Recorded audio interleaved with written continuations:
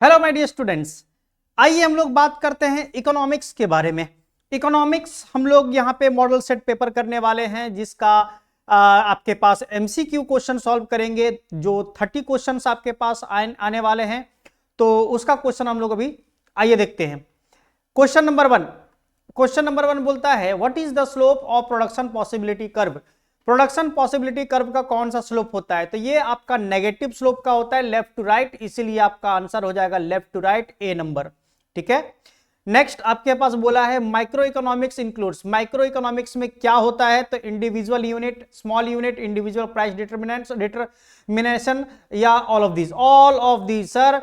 Micro में individual का ही बात किया जाता है, तो इंडिविजुअल और स्मॉल यूनिट और इंडिविजुअल प्राइस डिटरमिनेशन सारा का सारा बात किया जाता है आपके पास, इसीलिए इसका right answer all of these होगा।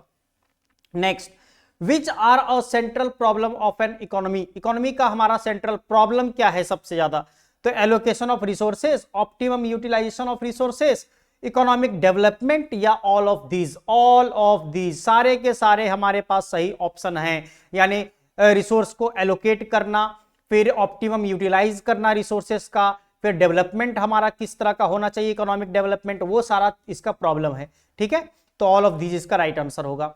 नेक्स्ट हमारा बोला है generally an indifference curve is. बताओ कौन सा शेप का होता है? क्या वो सर्कुलर होता है, क्या वो यू शेप का होता है, क्या वो कॉन्वेक्स टू द ओरिजिन होता है या कॉन्केव टू द ओरिजिन होता है? तो इंडिफरेंस कर्व आप अगर बनाए होगे कभी तो देखे होगे इस तरह का। अगर हमारे पास ग्राफ होता है तो उसमें हमारा जो इनडिफरेंस कर्व होता है वो इस तरह का बनता है। मतलब ये जो कर्व होता है वो कॉन्वेक्स टू द ओरिजिन होता है, ओरिजिन के कॉन्वेक्स में होता है। ठीक है, तो इस तरह से हमारा बनता है, इसलिए कॉन्वेक्स टू द ओरिजिन इसका राइट आंसर हो जाएगा।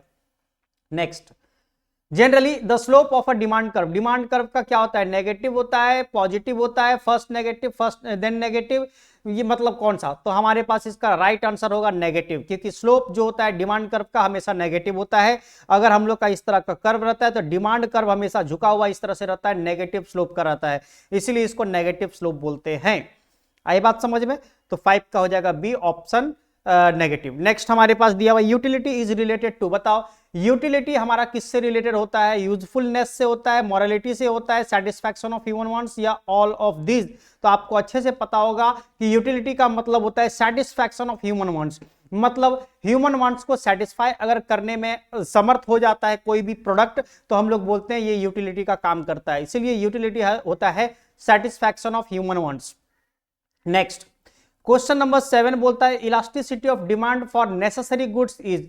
नेसेसरी गुड्स के लिए इलास्टिसिटी हमारा क्या होता है? क्या वो जीरो होता है, क्या वो हमारा अनलिमिटेड होता है, क्या वो ग्रेटर देन यूनिटी होता है या लेस देन यूनिटी होता है? क्या होता है आप सोच के बताओ, इसका आंसर क्या हो सकता है? और अगर आप जीरो बोलते हो तब क्या, अगर अनलिमिटेड बोलते हो तब क्या? तो बताओ नेसेसरी गुड्स, नेसेसरी गुड्स क्या होता है हमारा? अगर नेसेसरी गुड्स के बारे में अगर बात करेंगे तो नेसेसरी गुड्स वो होता है जहां पे हमारे पास अगर उसका प्राइस ज्यादा भी हो जाए या कम भी हो जाए उससे हम लोगों को मतलब नहीं है, हमारा डिमांड सेम रहेगा। मतलब नेसेसरी गुड्स वो होता है कि प्राइस हमारा बढ़ जाए घट जाए उससे कोई फर्क नहीं पड़ता है, हम लोग को उसको खरीदना ही पड़ेगा, डिमांड उसका करना ही पड़ेगा, है ना। तो इसीलिए इलास्टिसिटी ऑफ डिमांड अगर निकालेंगे, जैसे इसका एग्जांपल सॉल्ट ले सकते हो। सॉल्ट मतलब नमक। अगर नमक के बारे में बात करेंगे तो नमक का प्राइस ज्यादा हो जाए या कम हो जाए हम लोग को डिमांड करना पड़ेगा सेम उतना ही का। मतलब प्राइस हमारा बढ़ जाए या घट जाए हम लोग का डिमांड में कोई चेंजेस नहीं आएगा। तो ये इस तरह का चीज बनता है, इस तरह का ग्राफ बनता है। लेकिन अगर इसको फॉर्मूला के हिसाब से अगर बात करेंगे तो चेंज इन डिमांड हमारा क्या रहेगा? जीरो, लेकिन चेंज इन प्राइस हमारा समथिंग हो सकता है। तो बताओ अगर हमारे पास जीरो डिवाइड बाय समथिंग करते हैं तो इसका रिजल्ट हमारा जीरो होता है, इसीलिए elasticity of demand necessary goods का क्या होता है? जीरो होता है। आई बात समझ में? चलिए नेक्स्ट है 8 number, in production function production is a function of. बताओ प्रोडक्शन फंक्शन में प्रोडक्शन किस चीज का फंक्शन है? तो फैक्टर्स ऑफ प्रोडक्शन का है, इसलिए इसका आंसर हो जाएगा फैक्टर्स ऑफ प्रोडक्शन।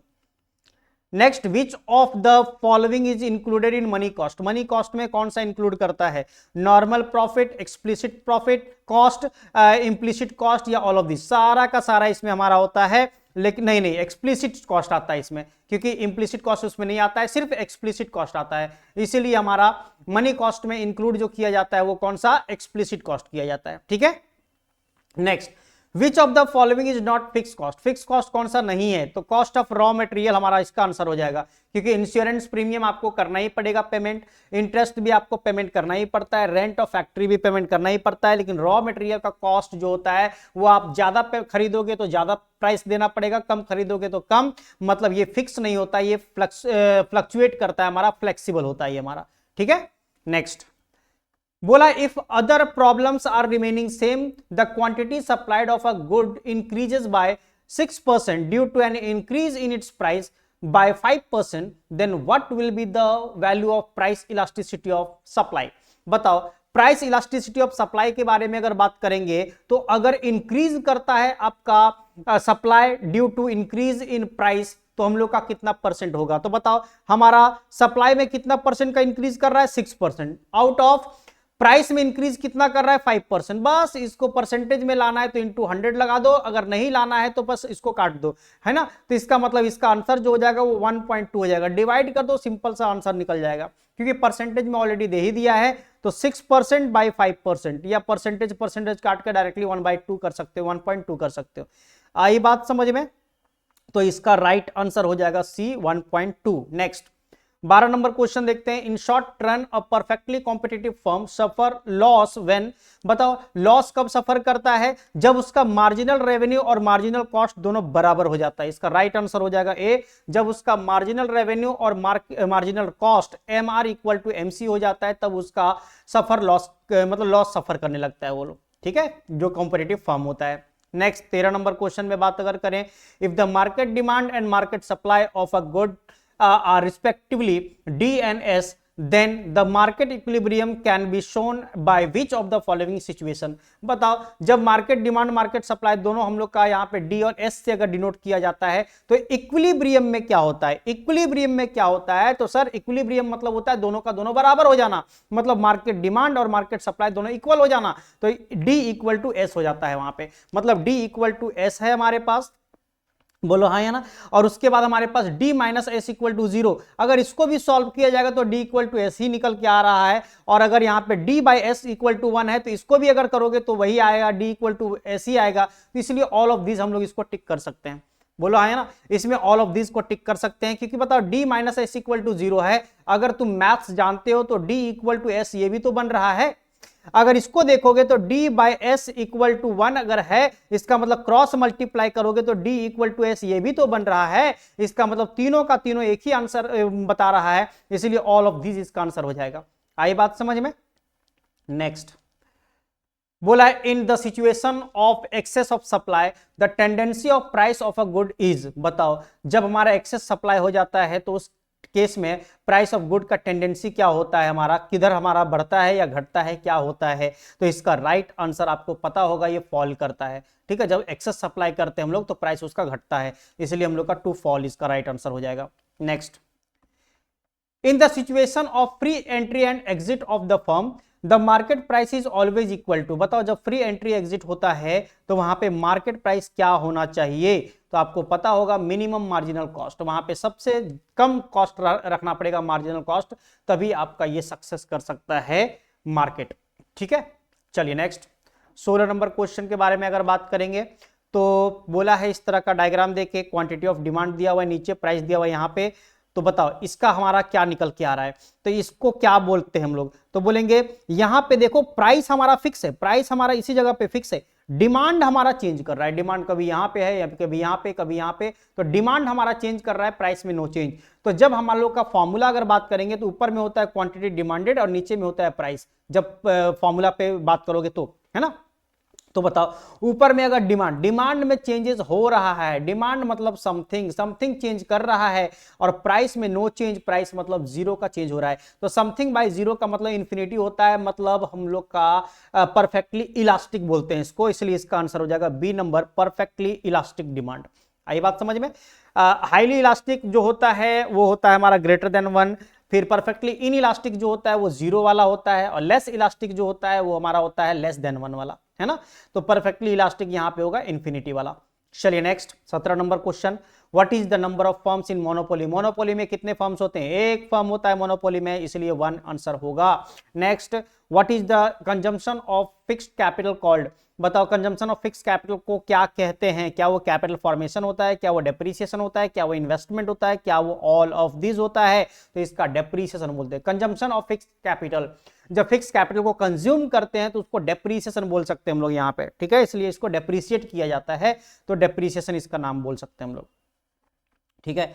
उसके बाद हमारा यहाँ पे है the market structure in which they are only two firms, there are only two firms, सिर्फ दो फर्म्स होगा तो क्या बोलेंगे उसको, ड्यूपोली बोलेंगे।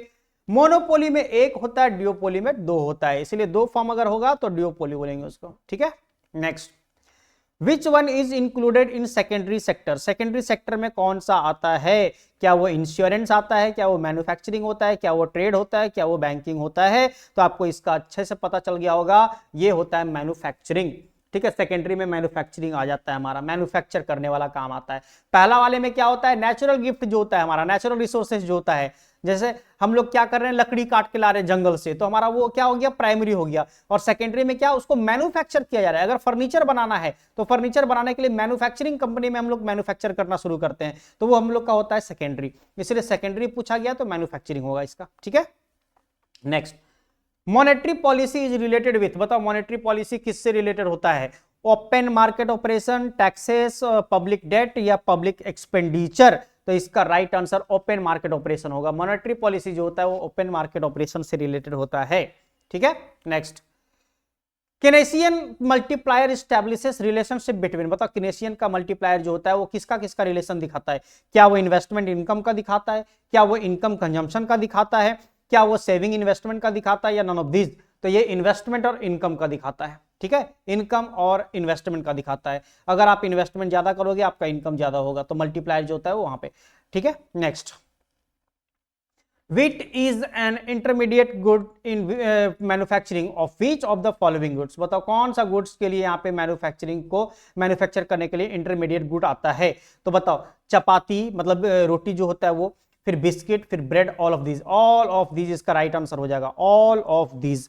क्योंकि सोचो इंटरमीडिएट गुड मतलब क्या हो गया, बीच वाला गुड्स, तो मतलब हम लोग के पास आटा रहता है, आटा से चपाती बना सकते हैं हम लोग, है ना। फिर हम लोग का बिस्किट भी आटा से बन सकता है, ब्रेड भी बन सकता है, इसीलिए हम लोग का यहाँ पे जो ऑल ऑफ दीज इसका राइट आंसर हो जाएगा। Next, the main component of क्या है, aggregate demand, main component aggregate demand का क्या है, तो individual consumption, public consumption, investment या ऑल ऑफ दिस, बताइए इसका राइट आंसर हो जाएगा इन्वेस्टमेंट। बताओ एग्रीगेट डिमांड के बारे में अगर बात करेंगे, ज्यादा एग्रीगेट मतलब टोटल डिमांड के बारे में बात करेंगे, तो इन्वेस्टमेंट ही वहां पे मेन इंपॉर्टेंट फैक्टर होता है उसका, ठीक है, कंपोनेंट होता है। नेक्स्ट हमारे पास आता है, if MPC is 0.5 and initial investment is ₹100 crore, then income generation in the economy will be, कितना होगा ये हमसे पूछा गया है। तो इसका जवाब जानने के लिए आपको फॉर्मूला जानना पड़ेगा। तो जब आप इनकम जनरेशन के बारे में बात करते हो तो इसका फॉर्मूला हो जाता है investment divide by MPC, MPC investment divide by MPC. बताओ इन्वेस्टमेंट कितना रुपए का कर रहा है, 100 करोड़ का कर रहा है, और डिवाइड बाय एमपीसी कितना दिया हुआ है 0.5, अगर इसको डिवाइड कर दोगे तो 200 करोड़ निकल के आएगा, यानी 200 करोड़ इसका राइट आंसर हो जाएगा, सी नंबर ऑप्शन, ठीक है। उसके बाद हमारा बोला which one is the correct measures of deficient demand, deficient demand को मेजर करने के लिए कौन सा करेक्ट फॉर्म हमारे पास है, fiscal measure, monetary measure, both A and B या नन ऑफ दिस, दोनों से हम लोग कर सकते हैं, फिजिकल से भी कर सकते हैं और मॉनेटरी से भी कर सकते हैं, इसलिए हम लोग का इसका राइट आंसर हो जाएगा सी, बोथ ए एंड बी, ठीक है। Next, Which of the following budget is more suitable for developing economies, बताओ डेवलपिंग इकोनॉमीज के लिए कौन सा सुटेबल होगा ज्यादा budgets, deficit budget, balance budget, surplus budget या नन ऑफ दिस, आपको अच्छे से पता होगा डेफिसिट बजट इसका राइट आंसर होना चाहिए, ठीक है। Next, the expenditure which does not create assets for the government is called, बताओ जो एसेट क्रिएट नहीं करता है गवर्नमेंट के लिए वो कौन सा खर्चा होता है, क्या वो रेवेन्यू एक्सपेंडिचर होता है, क्या वो कैपिटल एक्सपेंडिचर होता है, तो आपको अच्छे से पता होगा वो हमारा रेवेन्यू एक्सपेंडिचर होता है। क्योंकि अगर आपका एसेट पे बात कर रहा है ना, एसेट पे आपका कैपिटल एक्सपेंडिचर होता है, लेकिन अगर बोलता है कि नहीं करता है तो रेवेन्यू एक्सपेंडिचर होगा यहाँ पे, इसलिए रेवेन्यू। नेक्स्ट, बजट में इंक्लूड, बजट में कौन कौन सा बजट आ सकता है और चीज क्या आता है, revenue deficit, physical deficit, primary deficit या ऑल ऑफ दिस, बताइए इसका राइट आंसर क्या होगा? बोलेंगे all of these. Revenue deficit भी आता है, फिजिकल डेफिसिट भी आता है, प्राइमरी डेफिसिट भी आता है। ठीक है, लास्ट बैलेंस ऑफ ट्रेड का फॉर्मूला पूछा गया, क्या होगा? ट्रेड का बैलेंस निकालना है तो क्या करना पड़ेगा? Export of visible item minus import of visible item, ये आंसर सही होगा। Export of visible items minus import of visible items करेंगे तो हम लोग का आंसर निकल के आ जाएगा। क्लियर जी? हमारा 30 क्वेश्चन हो चुका है कंप्लीट और उम्मीद करते हैं आपको समझ में आया होगा। अगर आपको अच्छा लगा होगा वीडियो तो लाइक करें, शेयर करें और सब्सक्राइब करें चैनल को। और ऐसे ही आप और भी सब्जेक्ट का वीडियो देखने के लिए, एमसीक्यू पेपर सॉल्व करने के लिए आप चैनल पे बने रहें। Thank you so much.